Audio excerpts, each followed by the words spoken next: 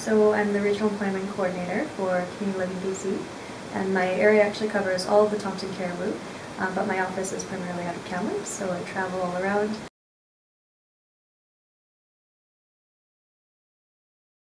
So a couple of things. I think for our folks, it's starting with the service providers, them really getting to know our individuals and making sure they've got the interests, skills, and abilities captured.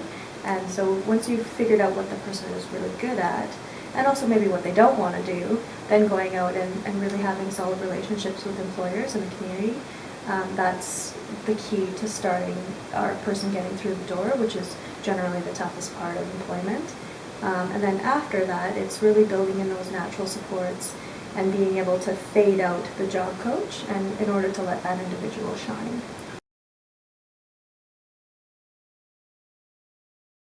It can work with anyone who's willing to try it. We've had small businesses, we have lawyers' offices in town, we have restaurants, food and beverage, like basically anywhere you look you can carve out a position as long as the employer is willing to come to the table.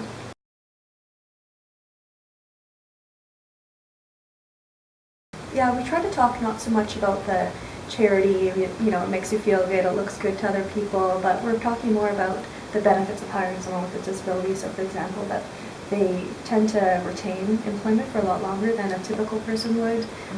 They tend to change the culture of the work environment. So people who actually are working with someone with a disability, they feel better about coming to work, they smile more, they chat more.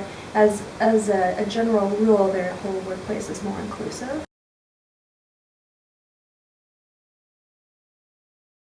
Slowly we've noticed shifts, and it's more so about attitude shifts than actual job placements.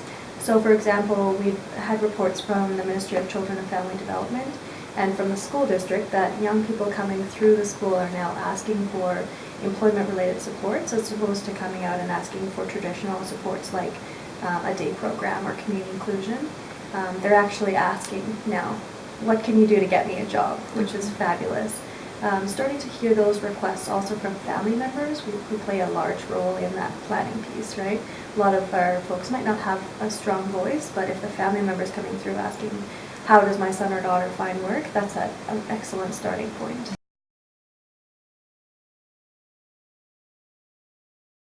There's a lot you can do, and the younger you start, the better it is. So in high school, it would be participating in any kind of job club that's offered, or right now we're doing a pilot type of project with our Work BC partners to actually start that discovery process happening in grade 13 or their last year of school.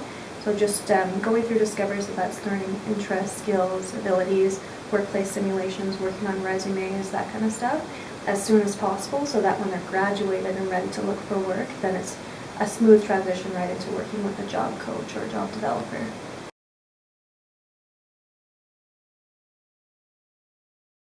We have some business champions locally, yeah. So we've just done a video actually that's featured on In Common TV, featuring our local business champions. And so those are the conversations that I really think should be championed as much as possible. Yeah, good.